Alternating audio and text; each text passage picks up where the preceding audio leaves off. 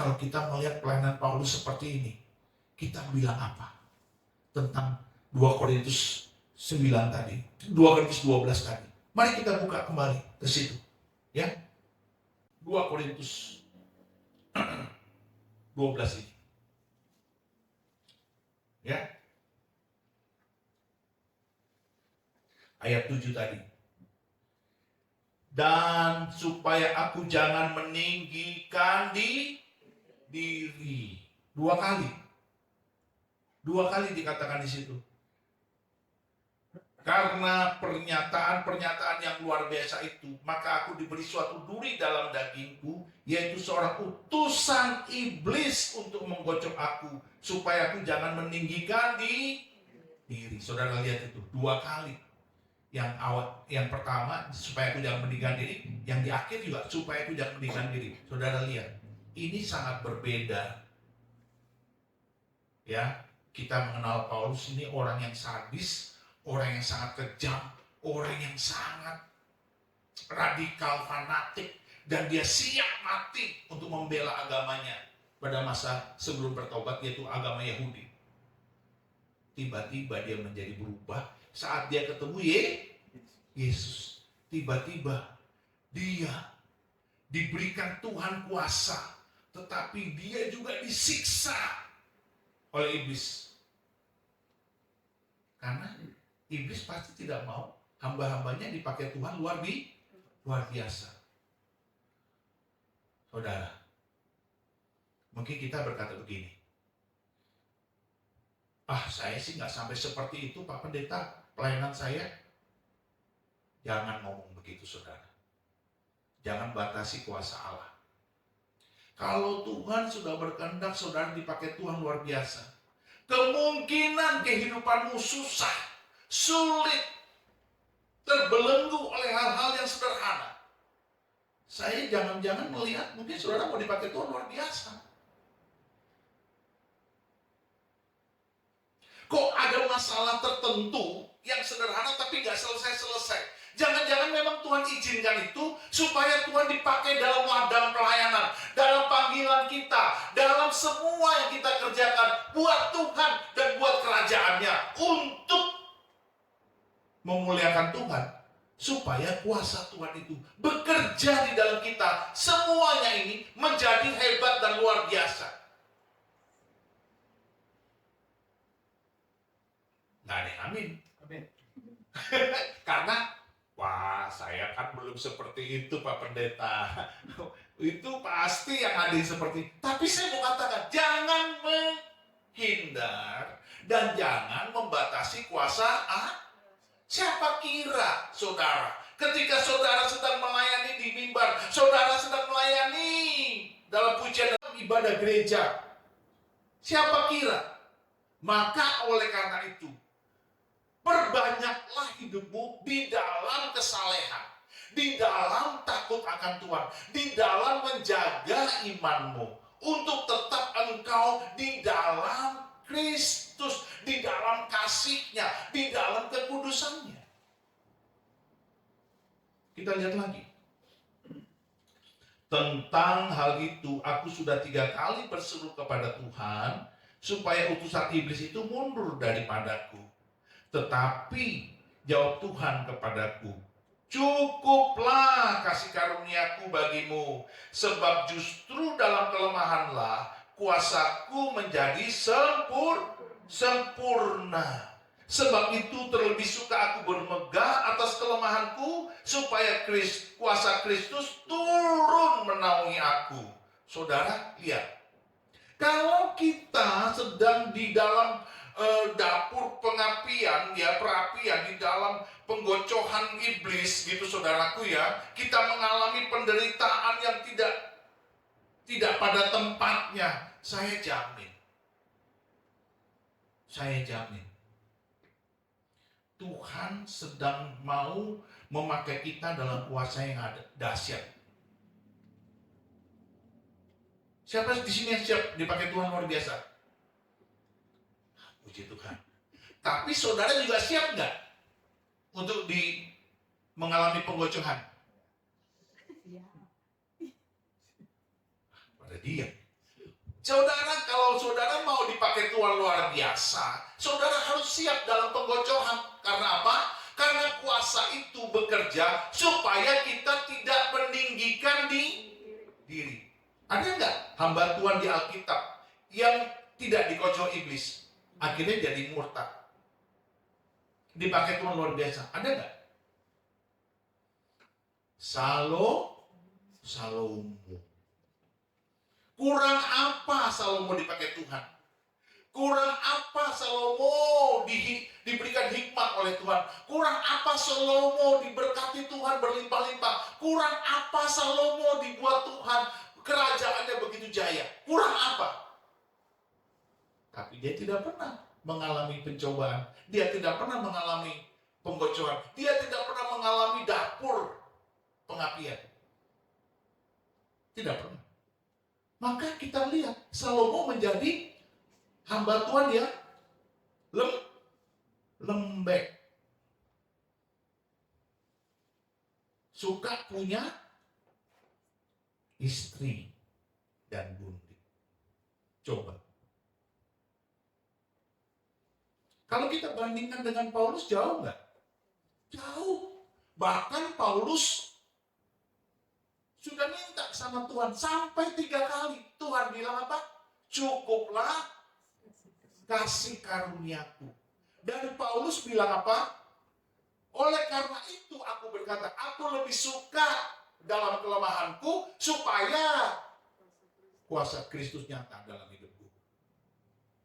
Kalau kita sekarang, apalagi di kota besar seperti Jakarta, tidak ingin hidup menderita, tidak ingin hidup susah. Maunya nyaman, maunya punya berkat materi, maunya kita sukses, maunya kita berhasil secara posisi, secara materi, secara sosial. Tetapi saudaraku dengar baik-baik, hari-hari ini Tuhan membutuhkan kuasanya bekerja di muka bumi, dan dia sedang mencari anak-anaknya di muka bumi. Siapa yang akan dia limpahkan karunia demi karunia supaya rohnya itu nyata di dalam dunia yang sedang mengalami kegelapan dan keruntuhannya sampai dia selamatkan seutuhnya. Saudara, tidak mungkin bukan kita yang melakukan, harus kita. Kita yang harus melakukannya. Saudara mau tumpang tangan pada orang sakit sembuh? Puji Tuhan. Saudara mau tumpang tangan pada orang miskin diberkati? Saudara mau mengusir setan dalam nama Yesus, setan keluar? Oleh karena itu saudaraku, nanti ketika saudara dipakai Tuhan, saudara ingat ayat ini. Supaya kuasanya nyata, maka dia izinkan kita mengalami pembocoran. Oleh siapa? Iblis. Iblis gak senang. Saudara mau gak pujian penyembahan kayak Paulus dan Silas tadi di penjara Filipi? Lalu setan-setan pergi, orang-orang sakit sembuh, mau nggak? Mau. Itu sebabnya saudara kita harus bayar harga. Seperti Paulus bilang apa? Sebab itu terlebih aku suka bermegah atas kelemahanku, supaya kuasa Kristus turun menaungi aku. Siapa yang mau?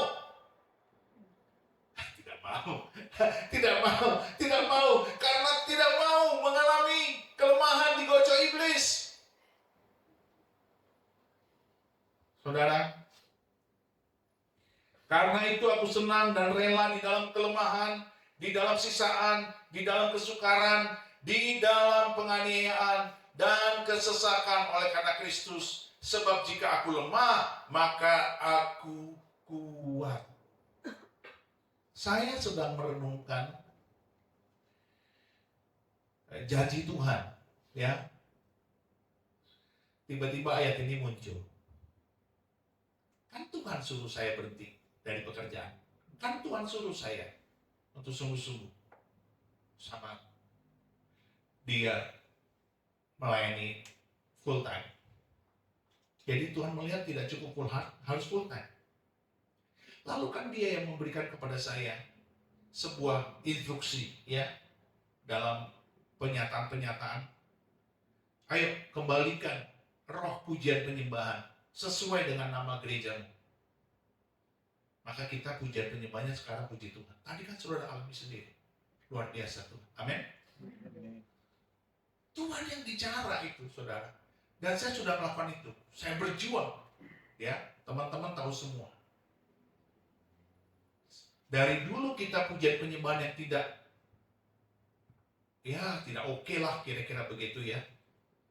Saudara semua tahu. Sekarang kita luar biasa. Tuhan bekerja. Lalu Tuhan bicara juga sama saya dalam mimpi. Tuhan bilang apa? Ortus, bangkit. Itu bahasa Latin. Bangkitlah. Tapi ketika saya melihat hari-hari ini, saya seperti tidak berdaya. Sepertinya gereja tidak bertumbuh. Sepertinya orang-orang tidak bergerak. Di dalam pelayanan, di dalam penginjilan, di dalam penjangkauan, di dalam pemuritan dan pengajaran.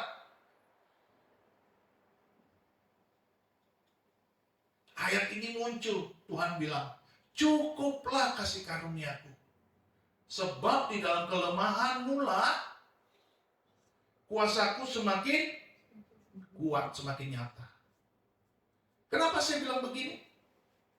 Saya nggak tahu, ini Tuhan sedang melatih iman saya. Tuhan sedang melatih mental saya. Tuhan sedang melatih saya supaya menjadi seorang pejuang, petarung, seorang fighter.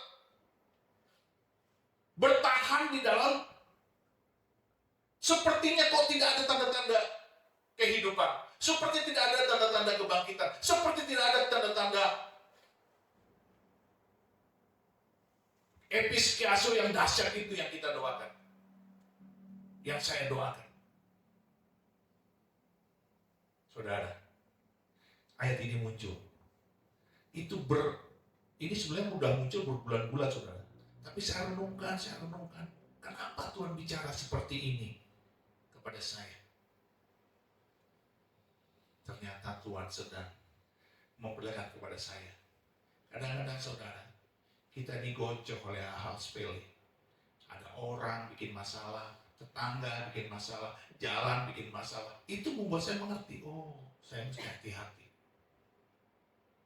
Saudara, banyak hal tidak enak dalam Tuhan. Tapi itu hanya sementara. Pada saat Tuhan pakai kita, pada saat Tuhan panggil kita sesuai dengan kehendaknya, kita akan dipakai Dia luar biasa. Mungkin di suatu sisi kita mengalami suatu penderitaan, suatu penganiayaan, suatu kesusahan yang luar biasa. Tetapi di sisi lain Tuhan izinkan itu supaya kuasanya semakin nyata. Jadi saudara jangan salah. Tidak ada kehidupan nyaman, kehidupan enak, semuanya dilimpahi dengan kasih karunia demi kasih karunia. Tetapi kita pelayanannya dahsyat itu nggak ada. Mesti ada salib, mesti ada bayar harga. Karena kita sudah melihat bagaimana Salomo begitu hebat, kaya, diurapi, dahsyat hikmatnya luar biasa. Akhirnya sesat, membawa Israel kepada penyembahan berhala. Saudara tahu, dewa Molok, dewa Milkom, dewa Asitoret, itu dewa kejijikan. Gara-gara Salomo seperti itu, bangsa Israel mempersembahkan anak-anak laki-lakinya untuk dewa Molok, dewa Milkom, untuk dewa Kamos. Dan saudara lihat di dalam tempat peribadatan Yahudi itu ada pelacuran bakti. Itu kan Dewi Asitoret. Bayangkan kedahsyatan Allah ketika bersama Musa. Tuhan menampakkan diri kepada Musa dalam tiang api, tiang awan, dan dalam belukar yang berapi. Penyertaan Tuhan 40 tahun itu kan dahsyat. Tiba-tiba di Salomo dalam kemuliaan, kemegahan, kedahsyatan hikmatnya, dia nikah ber, berkompromi dengan wanita-wanita penyembah berhala, menjadi istri dan bundiknya. Masuk akal nggak? Dewa Milkom, dewa Molok, dewa Sitoret, pelacuran bakti di tempat-tempat ibadah. Jadi ada wanita-wanita di kamar-kamar itu. Lalu anak-anak kecil dikorbankan. Coba saudara lihat. Karena dewa Molok, dewa Milkom. Masuk akal nggak? Itu Salomo. Maka Tuhan menghancurkan Israel. Terpecah. Dan Tuhan bilang, karena Daud berkenan di mataku, di hatiku, semuanya tidak kuhancurkan. Kusisakan satu suku dan dua suku memerintah. Itulah suku Benyamin dan suku Yehuda. 10 suku yang lain lenyap. Saudara mengerti maksud saya? Kenapa Tuhan izinkan Paulus menderita seperti itu? Supaya tidak meninggikan. Kan Salomo meninggikan diri karena dia tidak mengalami penggocohan. Akhirnya dia menjadi sombong, lupa. Karena dunia milik dia, semua kerajaan menyembah dia. Sampai mereka rela mempersembahkan perempuan-perempuannya, bangsawan-bangsawannya untuk menjadi istri dan bundiknya. Maka saudara, saya mau mengatakan begini. Kalau engkau mau dipakai Tuhan luar biasa, dipanggil dalam kerajaannya, dipakai menjadi imamat kerajaan, kita harus siap mengalami dapur api. Supaya kemuliaan Tuhan nyata. Jadi saudara, setuju? Harus setuju. Tidak ada kenyamanan berbuahkan kemuliaan Tuhan. Halo? Saya kalau mau mengungkapkan beberapa hamba Tuhan yang menyimpang dari jalan hidupnya, akhir-akhir ini, saya tidak mau cerita. Kenapa? Karena itu aib. Kenyamanan, kekayaan dilimpahkan Tuhan, tapi mereka menyimpang. Itu mengerikan, saudara. Beberapa anak rohani saya kirim WA. Kak, saya baru tahu, Kak. Saya bilang itu sudah lama. Ya udah, itu buat pelajaran buat kamu. Supaya kita tidak seperti itu. Yang setuju katakan amin. Kok pada gitu? Jangan takut, saudara. Jangan takut. Kalau kau hidup benar, hidup kudus, menjauhi kejahatan, takut akan Tuhan. Tuhan akan jagamu. Amin. Hatimu luruskan, lempengkan. Luruskan. Tuhan kita itu tidak pernah membuat kita jatuh. Supaya kita selalu ingat kepada Tuhan. Yuk, mari kita pakai berdiri. Yuk, masing-masing berdoa dahulu. Ya, minta Tuhan, kalau hari-hari ini mengalami sebuah pencobaan atau penggocohan oleh iblis, jangan-jangan memang saudara mau dipakai Tuhan luar biasa. Amin. Saudara siap dipakai Tuhan luar biasa? Nah, mari berdoa. Masing-masing, pribadi lepas pribadi. Tuhan, kau tolong anak-anakmu yang sedang berseru kepadamu. Minta hikmat dan marifatmu. Supaya mereka mengalami jamahan Tuhan, mengalami hikmat Tuhan. Kau lihat anak-anakmu yang sedang berdoa dalam hati mereka. Mereka rindu kau pakai luar biasa. Mereka rindu kau pakai luar biasa. Tetapi ya Tuhan, dengan cara yang berbeda, buatlah kami semua tidak meninggikan diri. Kalau Engkau mengizinkan kami mengalami penggocohan, ataupun oleh penganiayaan, oleh kelemahanlah, supaya nyata kuasa-Mu. Tuhan, kami siap. Kuatkan kami Bapa. Kuatkan kami ya Roh Kudus. Kuatkan kami. Bangkitkan iman kami. Bangkitkan pengharapan kami. Bangkitkan Tuhan. Supaya kami siap mengalaminya. Dalam nama Yesus. Dan sekarang anak-anak Tuhan, hamba-hamba Tuhan, saudara-saudara kasih, tumpangkan tanganmu di kepalamu, tangan kananmu, tumpangkan di kepalamu. Saya berdoa buat saudara semua. Bapa, di dalam nama Yesus, tumpangkan tanganmu sendiri Tuhan, memberi